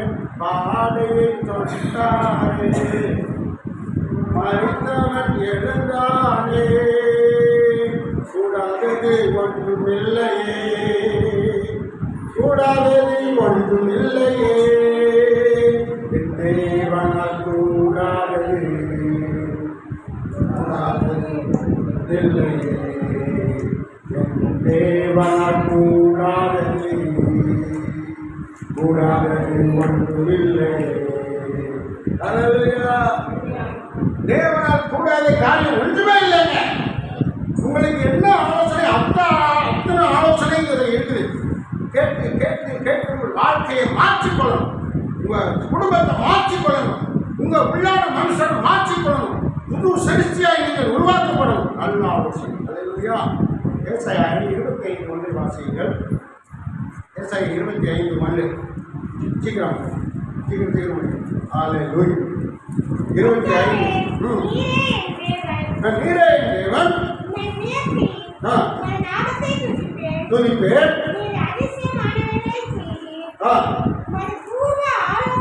பூர்வ ஆலோசனை. முதல்ல என்ன ஆலோசனை பார்த்தோம்? நல்ல ஆலோசனை. இப்ப என்ன ஆலோசனை? பூர்வ ஆலோசனை. பூர்வ ஆலோசனை என்ன ஆலோசனை? பூர்வ ஆலோசனை பூர்வ காலத்துல, ஆதி காலத்துல ஸ்தோத்திரம், தேவ தூதர்களும் இயேசுவும் ஒன்றாகவே இருந்தார்கள். இவருக்கு ஆண்டவருக்கு என்ன வல்லமையோ அத்தனையும் தூதர்களுக்கு கொடுத்திருக்கிறார். சும்மா அப்படித்தாங்க. அவருக்கு என்ன வல்லமையோ என்ன ஆசையோ அத்தனையும் நமக்குள்ள ஆண்டவர் தர்றார். இதன் பூர்வ கால ஆலோசனை. அவரை போல அவரோடு கூட இருக்கணும், அவரோடு கூட இருந்து அவரோடு கூட நடக்கணும், அவருக்கு சமமாய் நம்மை வைப்பதுதான் அவருடைய ஆசை. அவன் பரிசுத்த, நீங்களும் பரிசுத்தமாய். நான் கிறிஸ்து ஒவ்வொருவரையும் மன்னித்தது போல நீங்கள் ஒருவருக்கொருவர் மன்னியுங்கள். தேவன் அவரை போல மாற்றுகிறார். அவர் பூரண சற்குணர், நாம் பூரண சற்குணராய் மாறும், நல்ல குணமுடையவர்களாய் மாறும். அவரை போல பூர்வ ஆலோசனை இருந்தார். ஆமென். அடுத்து கர்த்தருக்கு ஸ்தோத்திரம்.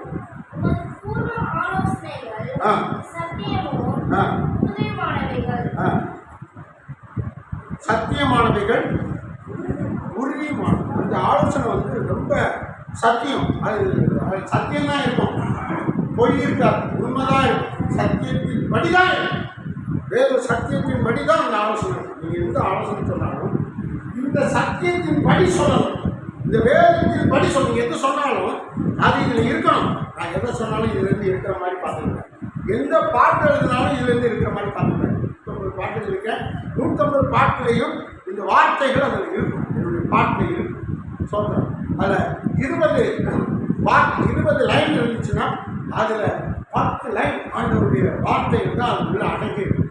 பிரியமானவர்களே, இந்த ஆலோசனைகள் எல்லாமே சத்தியத்தின்படி ஒரு வார்த்தையின்படி இருக்கணும். நீ எதை செய்தாலும், பிள்ளைக்கு ஒரு ஆலோசனை கொடுத்தாலும், ஒரு படிப்பு படிக்க வச்சாலும், என்ன காரியத்தை தான் அந்த சத்தியத்தின் படி இருக்க வேண்டும்.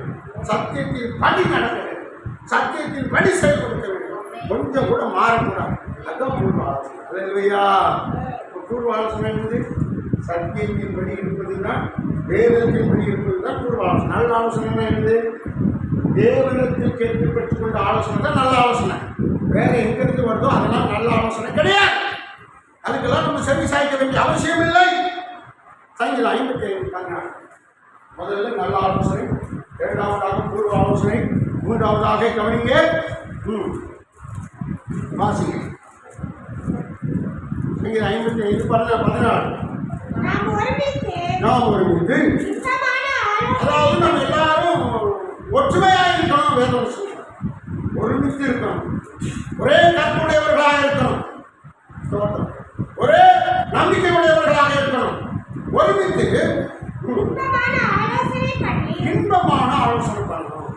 எல்லாருக்கும் சந்தோஷம் தர்ற மாதிரி ஆலோசனை நம்ம இருக்கணும். நம்ம ஒரு ஆலோசனை இருக்கணும், அது சந்தோஷம், எல்லாருக்கும் சந்தோஷம். அல்லேலூயா. ஒரு வருஷம் ஆச்சியா சர்ச்சை கட்டி எவ்வளோ கஷ்டப்படுறோம். இல்லை சோத்திரம் தாத்தாய் போட்டு ஜெபம் பண்ணுறோம். ஆனால் 200 வருஷத்துக்கு முன்னாடி இந்த ஆண்டவர் இப்படி ஒரு ஆலயத்தை கட்டி தந்தாரு.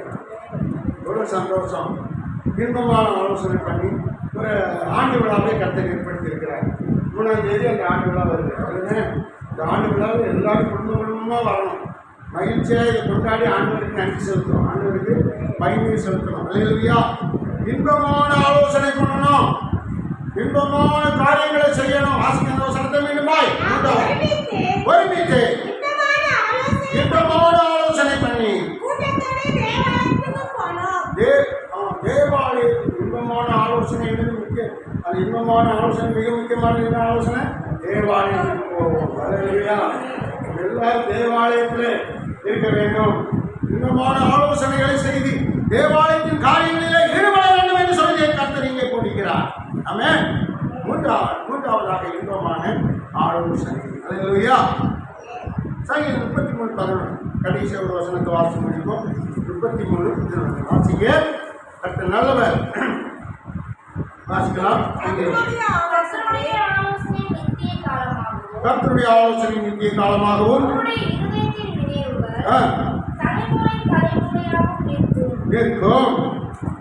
நித்திய காலமாக, தலைமுறை தலைமுறையாக இருக்கும். மீண்டும் வாசிங்க. நித்திய காலமாகவும்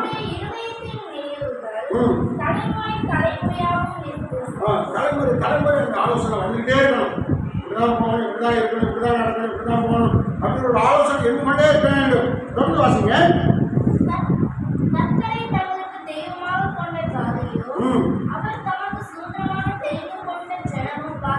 கர்த்தரை தம்முடைய தெய்வமாக கொண்ட ஜனம் பாக்கியம் உள்ளது. அந்த ஆலோசனை ரொம்ப முக்கியம். கர்த்தருக்கு ஸ்தோத்திரம். நித்திய ஆலோசனை. இந்த ஆலோசனைக்கு என்ன பேரு? நித்திய ஆலோசனை. கர்த்தரை நமக்கு தெய்வம் ஆகிக்கணும். நமக்கு தெய்வம் இயேசுதான். வேற யாரும் கிடையாது. வேற யாரையும் தெய்வமாக இருக்கணும். அப்பா கிடையாது, அம்மா கிடையாது, இவங்கெல்லாம் தெய்வம் கிடையாது. நம்மை பெற்றவர்கள், நம்முடைய முற்பிதாக்கள். கர்த்தருக்கு ஸ்தோத்திரம். தெய்வம் யார்? கர்த்தர் தான் தெய்வம். அது அழகா பாடினாங்க பழைய காலத்துல ஒரு பாட்டியம். கர்த்தரை தெய்வமாய் கொண்ட ஜனம் பாக்கியம் உள்ளது எனப்படுமாம். பாருங்க. கர்த்தரை தெய்வமாய் கொண்ட ஜனம் பாக்கியம் உள்ளது எனப்படுவாம். நம்முடைய தெய்வம் இயேசுவல்லால் இந்த நாளிலத்தில் வேறு தெய்வம் இல்லை. நம்முடைய தெய்வம் இயேசு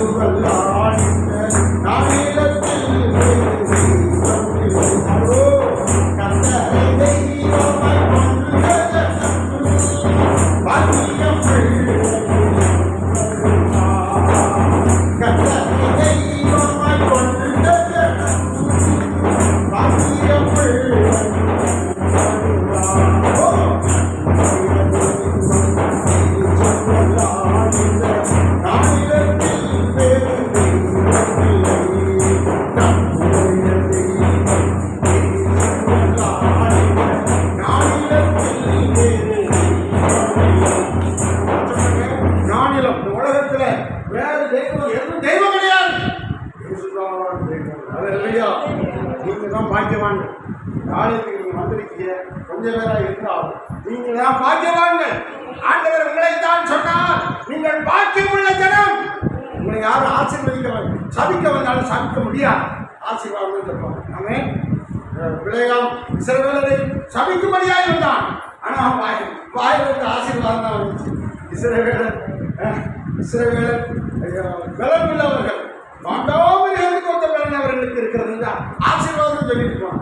எனக்கு அருமையானது, உங்கள் மேல் வருகிற சோபத்தை ஆசீர்வாதமாய் மாற்றுகிற வாழ்க்கை தான் ஆண்டவருடைய ஆலோசனை பெற்று வாழ்கிற வாழ்க்கை. நித்திய ஆலோசனை நம்மை நடத்துகிறது. ஆமென். வெளியே சொல்லுங்க. கடைசியா சகரியா 6:13 சொல்லியும் கடைசியா 4வது ஆலோசனை சொல்றோம்.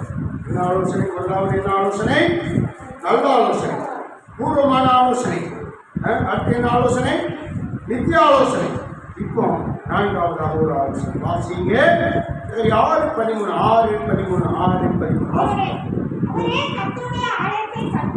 அவரே கர்த்தருடைய ஆலயத்தை கட்டுவார்.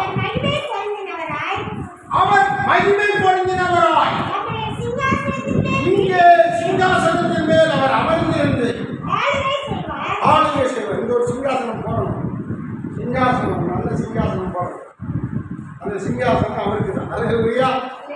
அவர் இங்க உட்கார்ந்து என்ன செய்வாரு? ஆளுகை செய்வார். அல்லேலூயா. பாளையங்கி சொல்ற அவர் சபைக்கு போனீங்கன்னா அவர் பக்கத்தில் ஒரு சேர் போட்டுப்பாங்க. யாருக்குன்னா ஆண்டவருடைய சிங்காசனம் சொல்லி அதில் இயேசு இருக்கிறான்னு சொல்லுவாங்க. இல்லை இயேசு இருக்கிறா, இந்த சிங்காசனத்தில் இயேசு இருக்கிறா. நீங்கள் எல்லாம் இயேசுக்கு முன்னாடி இருக்கீங்க. உட்கார்ந்து அவர் ஆளுகை செய்கிறார். நீங்கள் என்ன சொல்றீங்களோ அதை கேட்டு அவர் உங்களுக்கு ஆலோசனை சொல்லி உங்களை அற்புதமாக நடத்துவார் என்று அவர் பிரசங்கிப்பார். அவர் சபையில் யாருமே ஒரே ஒரு தப்பானிக்கணும். அவர் ஆரம்பத்தில் கூட ஒரு தப்பானிக்கணும். பயங்கரமாக பிரசங்கம் பண்ணுவாங்க. ஏசு உன்னை சுகமாக்குகிறார், ஏசு உன்னை ஆசீர்வதிக்கிறார், ஏசு உன் குடும்பத்தை மாற்றுகிறார், உன் கடன்பாரத்தை நீக்கிறார் அப்படின்னு பேசிட்டு இருக்காங்க. ஒரே ஒரு சப்பானி தான் இருக்கிறார். அவர் எந்திரிச்சு நடக்க முடியாது. ஆனால் ஒரு 1000 பேர் இருக்கிற மாதிரி பிரசங்கம் பண்ணுவாங்க. விசுவாசம் 1000 பேர் இருக்கிற மாதிரி அவருக்கு இருந்தாங்க. இதே மாதிரி 1000 பேர் வந்தாங்க, 1,00,000 பேர் வந்தாங்க. நீங்கள் 8 லட்சம் 9 லட்சம் பேர் வேகத்திலிருந்து அந்த ஆலயத்தில் ஆராதிக்கிறாங்க. ஆளுநர் அவருக்கு முக்கியத்துவம், அவருடைய ஆளுகை, அவருடைய சிங்காசனம். இங்கே பாருங்க என்ன சொல்றா? அவர் ஆலயத்தில் கட்டுவார், அது ஒரு சிங்காசனத்தில் அவர் அமைத்திருப்பார், ஆளுகை செய்வார். இன்னொரு வாசிங்க. அந்த சிங்காசனத்தில் அவர் ஆசாரியராக இருப்பார். ஆசாரியருக்கு என்ன வேலை? மக்களுக்காக பணி செலுத்தி மக்களுக்கு சமாதானத்தை விட்டு கொண்டு வரும். தொடர்ந்து வாசியுங்கள்.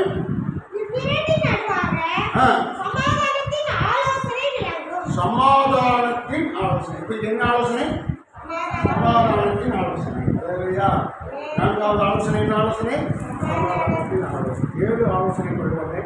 4 ஆலோசனை முடிச்சுன்னா ஒரு டைம் முடிச்சுல டைம் முடிச்சு. அதையா 4வது ஆலோசனை சமாதானத்தின் ஆலோசனை.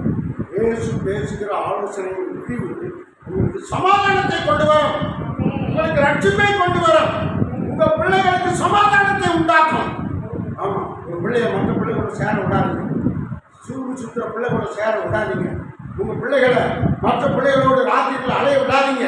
அப்படி நம்ம சொல்றோம்ல. இந்த ஆலோசனை சமாதானத்தின் ஆலோசனை. பையனுக்கு ரொம்ப கஷ்டமா இருக்கும். ஃப்ரெண்ட்ஸோட போக விட மாட்டாங்க, கிரிக்கெட் விளையாட விட மாட்டாங்க. ராத்திரியில் அந்த பையனோட ஜாலியாக இருக்காங்க. நான் மட்டும் வீட்டுக்குள்ளே அடங்கி கிடக்கிறேன். என்னை மட்டும் கொடுமைப்படுத்துறாங்க, என்னை மட்டும் அங்கே போகக்கூடாது இங்கே போகக்கூடாது காதை பிடிச்சி இழுக்கிறாங்க. அப்படின்னு அந்த பிள்ளைக்கு கஷ்டமா இருக்கும்.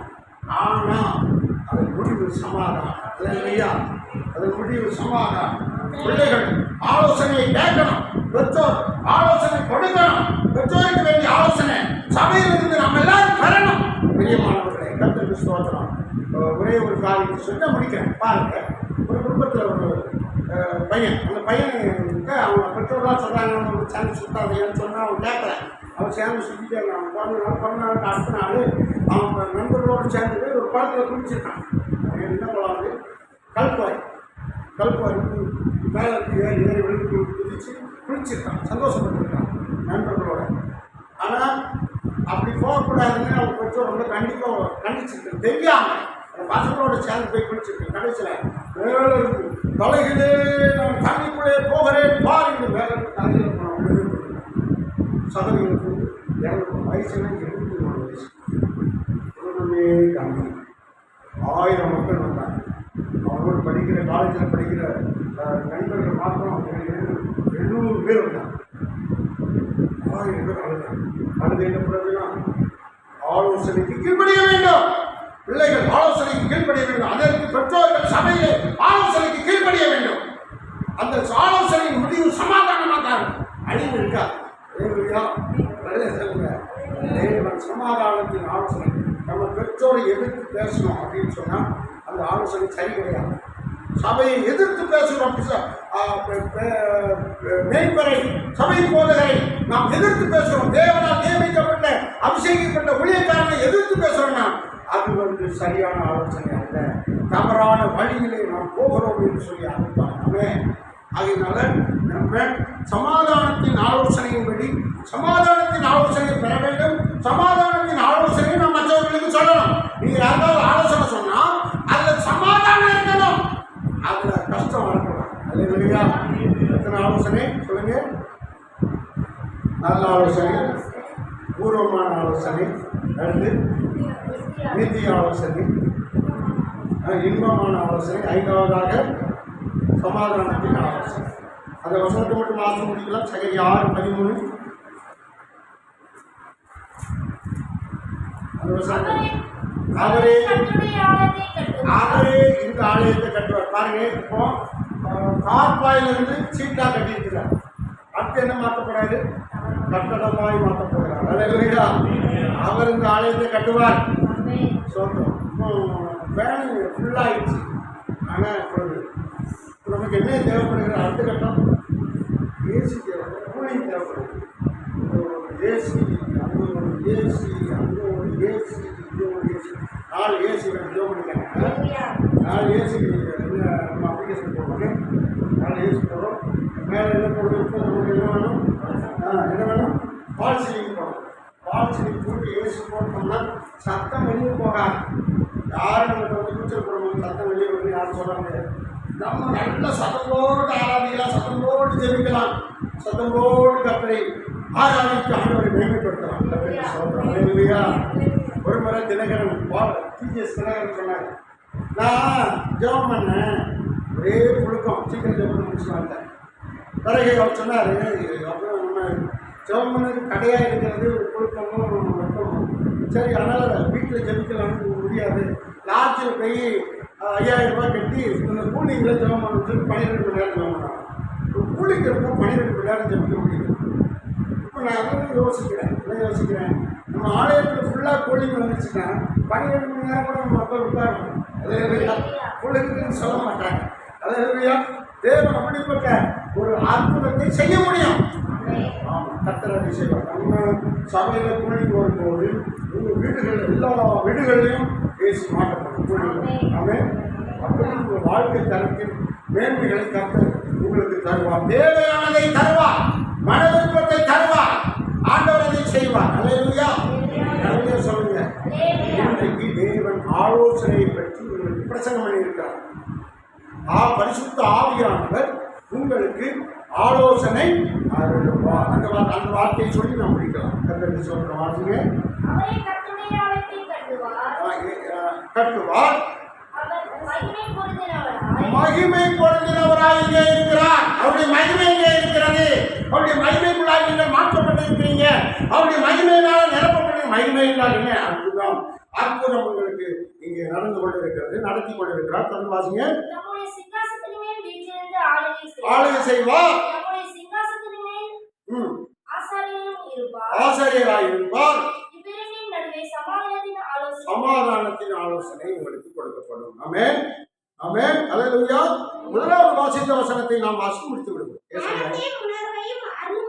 ஏசாயா 11 ஞானத்தையும் உணர்வையும் அருளும் ஆவியையும் ஆலோசனையும் பலனையும் அருளும் ஆவியையும். அது ஆலோசனை அருள்வார். அதுல நம்ம நிறைய இருக்குது. ஞானம், உணர்வு, கர்த்தருக்கு பயப்படுகிற பயம், ஆலோசனை நிறைய இருக்கு. அதுல எதை அருளுகிறார் என்று நாம் பார்த்தோம். ஆலோசனை அருள்வார். பரிசுத்த ஆவியானவர் உங்களுக்கு ஆலோசனை அருள்வார். இன்றைக்கு இல்லை, என்றைக்கும் நித்திய காலமாய் நித்திய ஆலோசனை உங்களுக்கு அருள் செய்து கொண்டே இருப்பார். அவர் ஆலோசனையில் நடங்க. ஆண்டவர் நிச்சயம் உங்களுக்கு சபையையும் கட்டி இன்னும் மேன்மைப்படுத்துவார். உங்கள் வீட்டையும் கட்டி இன்னும் மேன்மைப்படுத்துவார். நீங்க கர்த்தருக்குள்ள மகிழ்ச்சியாக எப்போதும் சந்தோஷமாக இருக்கலாம். அல்லேலூயா. கரங்களை தட்டி கர்த்தரை மேன்மைப்படுத்துவோம்.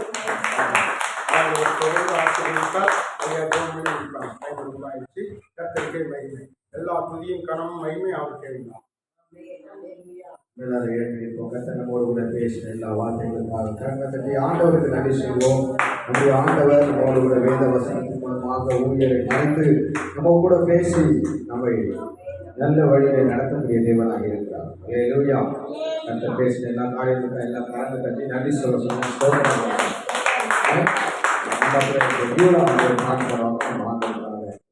காணிக்கை செலுத்தி கர்த்தருடைய நாமத்தை நாம் மகிமைப்படுத்துவோம்.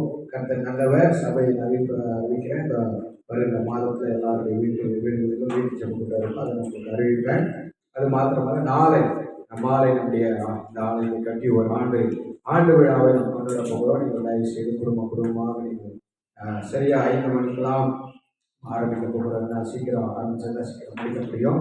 அதனால் குடும்பமாக மற்றவர்களை அழைத்து வாருங்கள்.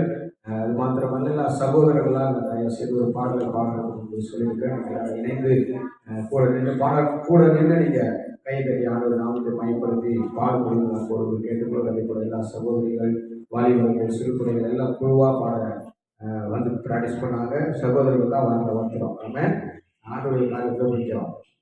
நீங்களும் செயல்படும்படி நான் ஒருவர் கேட்டுக்கொள்கிறேன். அல்லேலூயா.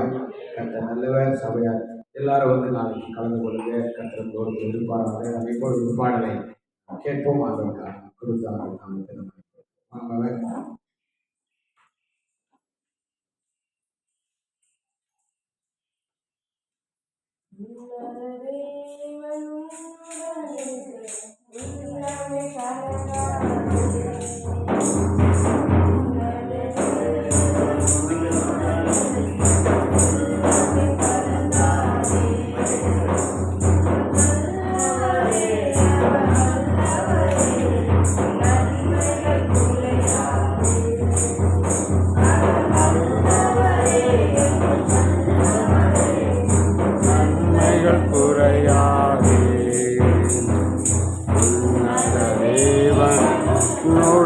இருக்க உள்ளமை கலங்காது.